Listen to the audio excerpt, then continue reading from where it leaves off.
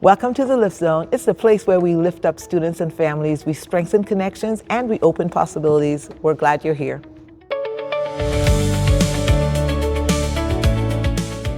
Derrick, it's so good to see you. Thank you. It's great to have you here, Jamie. So, I've known you for quite some time now. We've been friends. Yes. We share stories. All the time. You know my triumphs. You know my tragedies. All of our tragedies. And you hold me up. And I try to hold you up. Ditto. We end up laughing. Yep. And then I started reading your background. And I'm like, he's a superstar. I don't know about superstar, but I try. Professor in the Department of Psychiatry at the Yes. School of Medicine. Deputy Director of the Yale Consultation Center. How many articles you've published?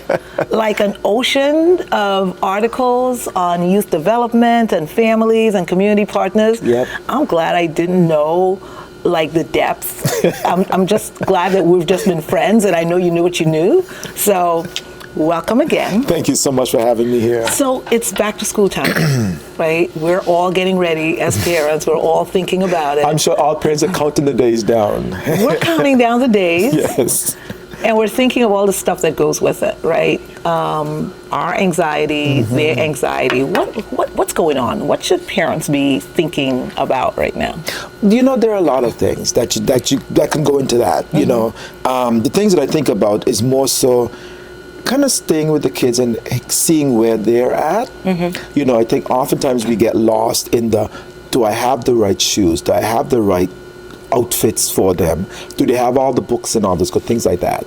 But you know, one of the fun things I think is kind of great is kind of thinking about what are some basic things that they might be concerned about. You know, who is going to be in my classroom? What friend group I'm going to be with? You know, you know, am I going to be able to tackle the new materials that are coming towards me? You know, and this is where history becomes helpful. You know, talking with the kids about, remember last year when you were in the exact same place and you had the exact same questions and you weren't sure whether or not you could do it, and then you got to the end of the year and you realized that you were king of the hill? You know, That's a good one. you know, this is a way to kind of frame their thinking around how they approach it, recognizing that every year will present a new challenge.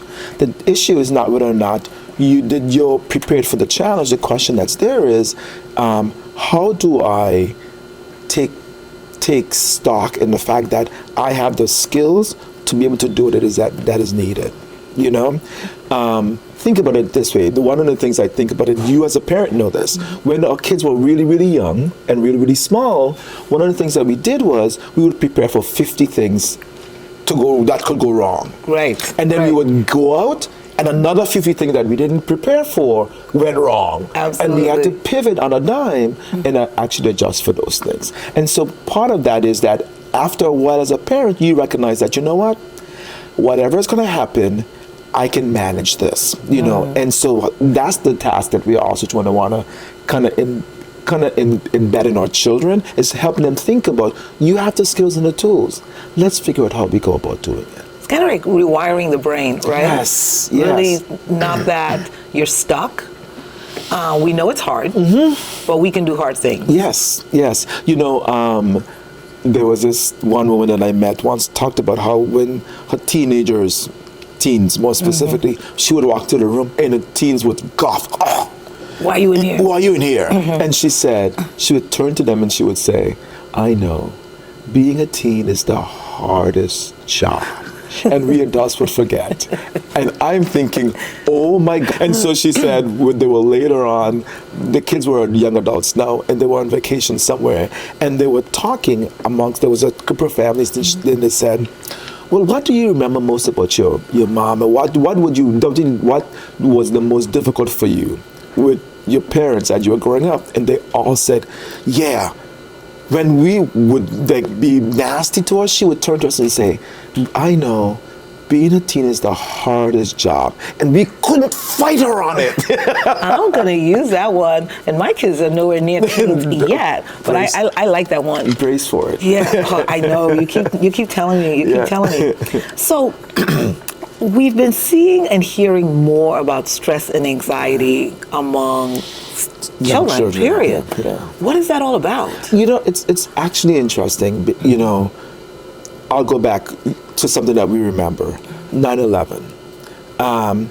That was traumatic on our society for a number of reasons. But one of the reasons was for young kids more specifically is that they kept seeing the same event over and over and over again. It gave the impression that we were under perpetual attack.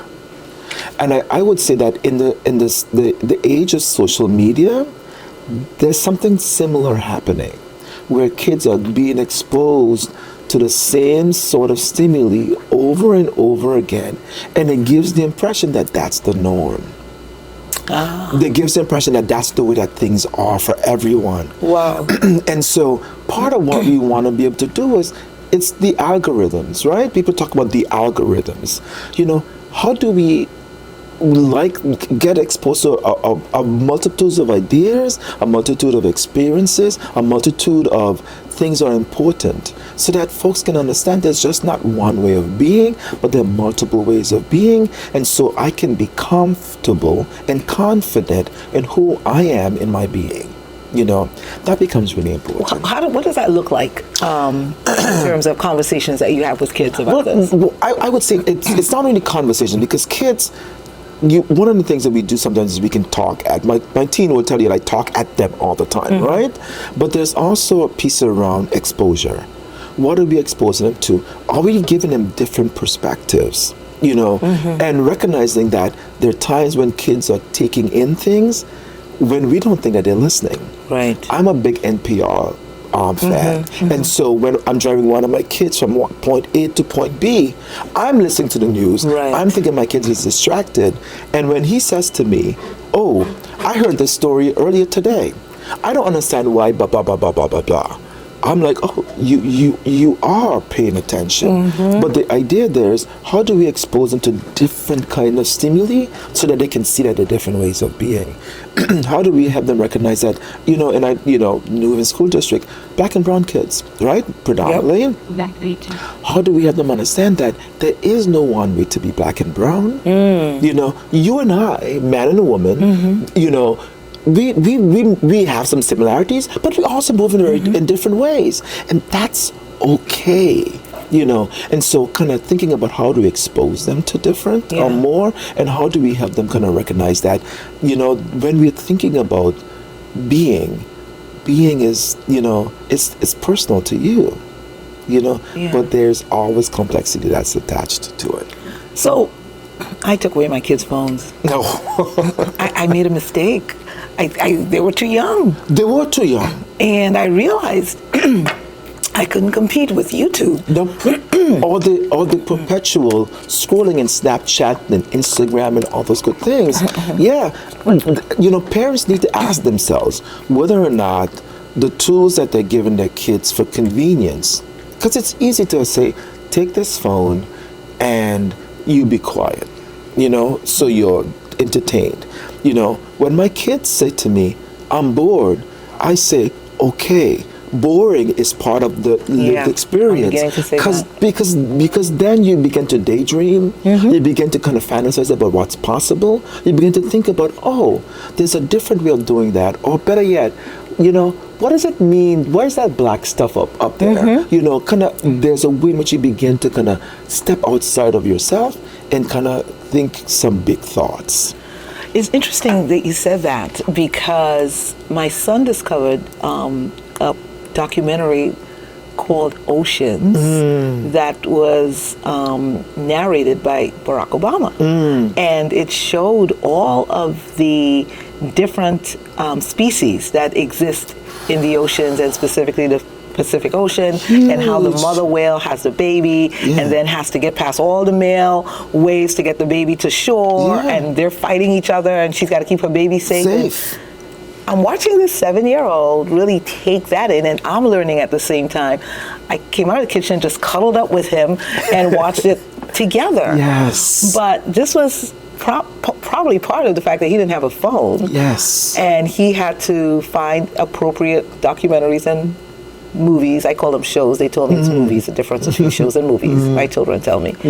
But how do we do that intentionally? I was not super intentional about that. I'm just going to say he found the documentary and he's awed by it, and I brought into it. You know, it's funny. One of my favorite TV is PBS. You know, and when you said that, the PBS comes to mind, and so it's for me, it's things like that. We as parents, sometimes our own selves have to put down our devices.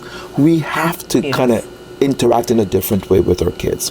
You know, and so, you know, if I'm not listening to NPR on the radio, I am sometimes watching Nova on PBS. I'm sometimes, you know, being intentional and driving in a different direction to say, hey, you know, here's a different way to get to the point A, from point A to point B. So thinking about how we as parents sometimes model. Now, granted, my child will tell you I'm the biggest hypocrite around this in the sense that I don't always do all the things perfectly, right? But there's a way in which we as parents sometimes need to think about, okay, how do we model the behavior for our kids that we say we want to see? And that's keeping it real, right? Because what I'm even trying to do in these conversations is not to present myself as perfect. None of us to present myself as, these are the mistakes I've made. These are the things I'm learning. These are the pieces I've learned that I've got to be real hardcore about my routines. It's important. And the other thing is there is, as parents, forgiving ourselves, right? You know, I used to joke and say, before I had kids, I thought I was the most patient person. Now that I have kids, I realize I have the patience of a flea. Bar none, you know. And so part of what I need to do is, there are times when I'm better at it. My sons will tell you, you know, stop yelling, you know. Sometimes I yell. You know, I'm a psychologist. You know, the expectation is that I should know better, you know. But the reality is, they're your children. They know how to go poop, poop, poop, poop, poop, poop, poop, and you're going crazy. Oh, my goodness. You know, so they understand it. Just like you know how to go poop, poop, poop, poop, poop, and they're in tears, you know. Exactly. And so there are ways in which we understand each other on a fundamental way, from a fundamental perspective. And so it's important for us to give ourselves permission to not be perfect, but also to say, you know, I want to do better tomorrow. I love that. Yeah. I love that idea of admitting that we're not perfect, but that we're going to work on being our best selves. And when you think about it too, you talk about children, you know, and kind of having children be able to recognize, you know, part of us being able to recognize what's going on with ourselves is to kind of stop and actually look in. You know, we oftentimes are always looking out. We're always looking out. We're always thinking about, okay, what is that we need to do? But we never stop and say, okay, what am I feeling right now? What's happening for me right now? You know, I had this really interesting exchange with a young man a couple of months ago, who I had him do this little brief assessment, and he said to me, he came up, it was a behavioral health screen. We were screening for depression, anxiety, anger, and substance use. And he came up high on anger and depression. And he said to me, anger, I understand. I'm angry, but I'm not depressed. And we had to stop. I said, why do you think that anger and depression are mutually exclusive? That's issue one. And then issue two, from a gendered perspective, it's okay to be angry as a man. It's not okay to be angry, to be depressed, because the expectation there is that depression means you're laying down, you're not getting up, you can't, you're kind of like in a catatonic state. Anger doesn't always present in a catatonic way. And so we had a conversation that as I unpacked his experiences, I said, look at what you're talking about. You've had these several traumas that have happened in your life. I would be depressed if that was the case. And so this makes perfect sense. And he was just like, I never thought about it that way. But it was one of those things where, you know, us helping young people kind of stop and feel what that's there. The other thing that I think comes up in that conversation is that we talk about gender pieces, right? I feel sometimes like you women, girls, young women have access to much better language than men sometimes do, right? In terms of expression. In terms of expression, in terms of being able to label feelings. So when you talk about say to somebody, I'm annoyed, and when you talk about somebody I'm exasperated, from what they're like, what's the difference between the two? All it says is I'm angry. But they're gradations, and so being able to kind of recognize that there are different levels of the same thing, and we can actually be on a continuum and picking a pinpoint to where we are from a 1 to a 10. We know about those kinds of gradings, right? But we don't know the language gradings that go along with that. So helping young people to kind of figure out, what is it that I'm feeling? 1 to 10. Annoyed to exasperated, and all the pieces that are in between that, and then helping them think about, okay, so if I'm at a 6 right now, how do I bring myself down to a 3? What do I need to do to kind of make that happen? Because I have the skills, I have the tools. We talk about deep breathing. I'm a psychologist. I tell people all the time, if I'm anxious and I don't do my breathing, I'm doing a disservice to the profession that I say I love and I care about. Then let's be clear.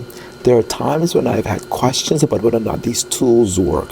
Let's be very clear about that. But I, my own self, was shocked when I exercised them, and they did work. So if I am taken aback, imagine a layperson who doesn't have the training. Right. So layperson parents, right, who are watching this and thinking, my kids are in a state. They're in a state, a catatonic state. What do I do? What are some of the steps? Do I try to massage the brain? What is the conversation that I have to dial it back? It's funny because when you talk about being catatonic, I think sometimes stimuli, I'll take a step back. I was listening to a podcast talking about how there's a disconnect between wealthier folks and poorer folks around movie going. And what they were talking about is that I didn't know this was a thing. There are now these new TV shows that are 50-something episodes, and each episode is a minute long. 1 minute. All of the information is conveyed in that episode in 1 minute. Wow. So when we have movies that are 2.5 hours long, the kids are like, what is this thing? How are we tracking this? Now, there are multiple issues that go into that. Movie theater tickets are really, really expensive. And so it limits who can actually access it. But there's also a way in which, if we think about it, if all the media that you are exposed to is a minute long, you can't process more than that. And we sometimes need to kind of give young people access to things that might cause some boredom. Let's go to the park and play for more than 5 minutes. Let's go for a walk around our neighborhood and see what we see. My nieces and nephews would come and visit sometime in the summer. One summer, I bought a book of birds for Connecticut, and I got a pair of binoculars. And I said, you all are going to go look out the window and find every bird that you see in this book. How did that go over? like I just farted in church, and they were not pleased. They were pleased, but they did it. But they're like, oh my God, I just saw a robin.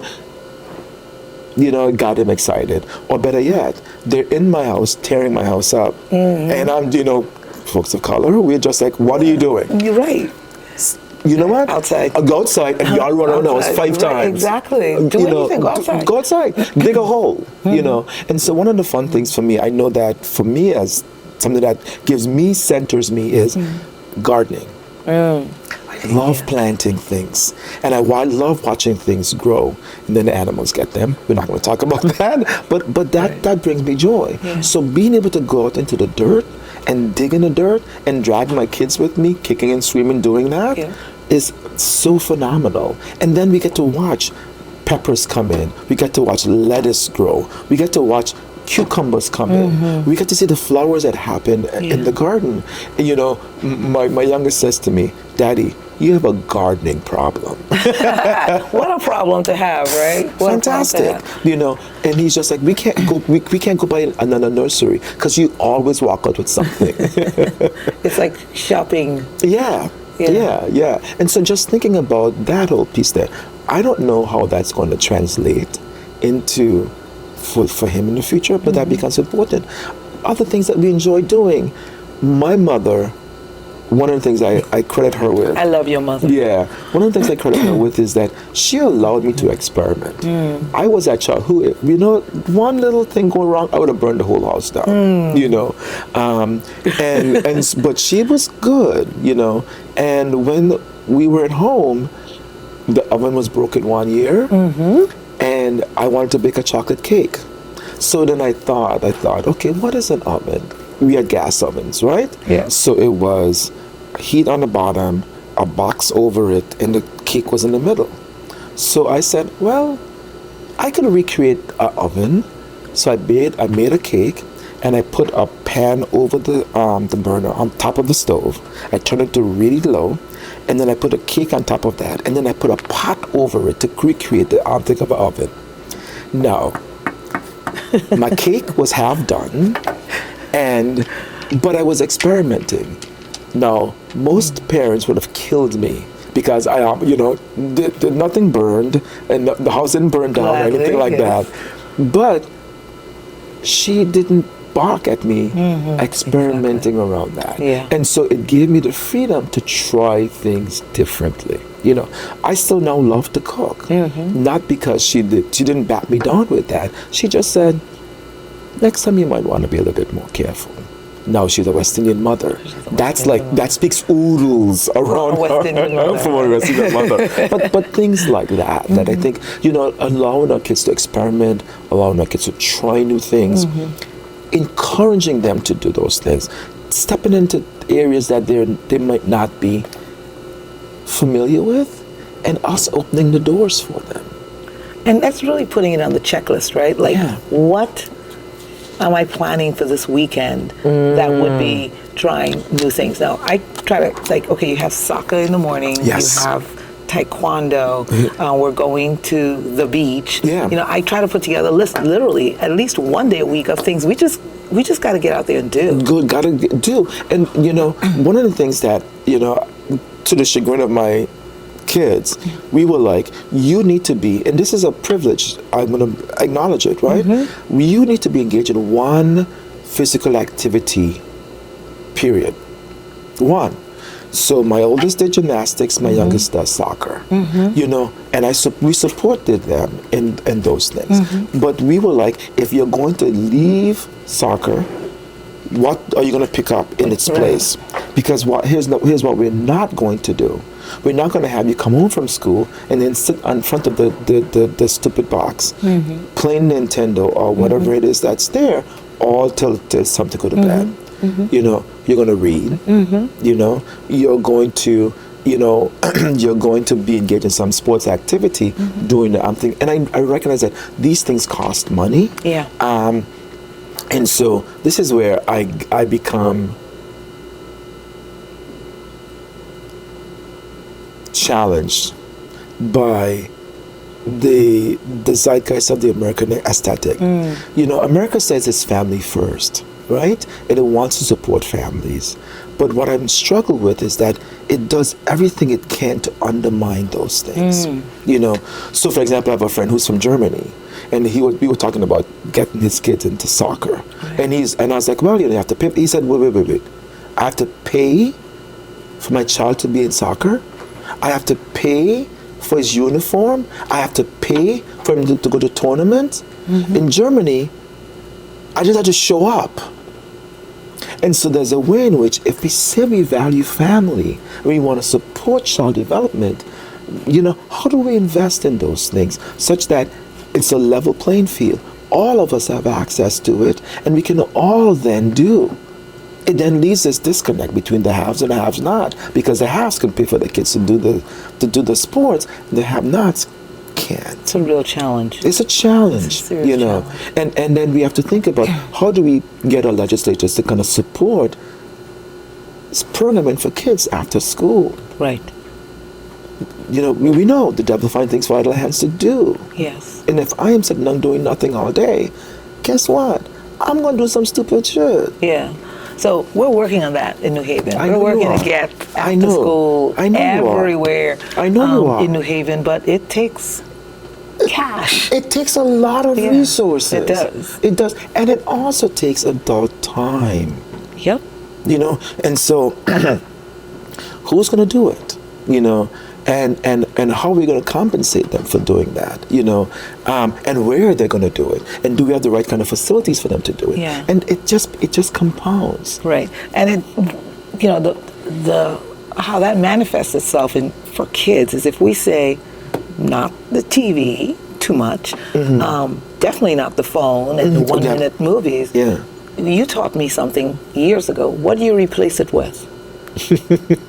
Years ago. And that stayed with me. If Yeah. we're not going to do this thing, what do we replace that with? And it could be, maybe it's the bird book, right? Yeah. Maybe it's activities outside. Maybe it's the community garden. We've got a bunch Yeah. of them in New Haven. We Yes, can drive around Yep. and look for them. Yep. But we have to think about not just saying you can't be in front of, you certainly can't be on your Electronics, device yeah. for hours and hours. Then what? Yeah. And that's our challenge. And we have to think about how we give kids options. One of the things that I did is I have, every summer we go to the behemoth Barnes and Noble, and we pick out. Everybody has to pick out 3 books. 3 books. You get to pick 2. I get to pick 1. I get to approve your 2 because I want to see what it is that you're choosing. But we're going to come out with 3 books. And then that's your reading, your summer reading. So the expectation is that, yes, you're not any longer in school, but yes, we want to make sure that you're practicing those skills, And as you say that, I think of the local library. We're here. And that's why we're here, right? We're here. That's why we're set up here. But our libraries are open. Our libraries are free. And there's so much fun in these places. There's a ton of great things happening at our local libraries. And I don't know that we're always aware of what they are. We've got to get better at that. We have to think about how we do stuff. Walking into a library. Librarians are fantastic people. They are. And they have a wealth of resources. And you know what's funny about it too? They know social media too. That's become a part of their experience. Yes. And so if we have a kid who's interested in X, Y, or Z thing, the librarians can tell you, here's some media resources that can help build their competencies in those areas. That's true. It's amazing. I didn't know my youngest loved, like your son loves soccer. He came and was telling me about Pele and how Pele grew up in the favelas in Brazil and had all this kind of stuff. And I'm like, where did you learn this? He was like, there was a documentary on this thing about it. See? And there are all these books about soccer players. And so I don't care what they're reading. I just care that they're reading. Yeah. So if they want to read about their favorite soccer player, do that. If they want to read about Michael Jordan, do that. If they want to read about Ben Johnson, do that. It's not what they're reading, it's that they're reading. Becomes so important. Derrick, it was so good having you here. I think we went over time, so we might have like 3 episodes out of this. Listen, this is all good. But I appreciate you. Thank you so much. Thank you so much Thank for you, having team. me.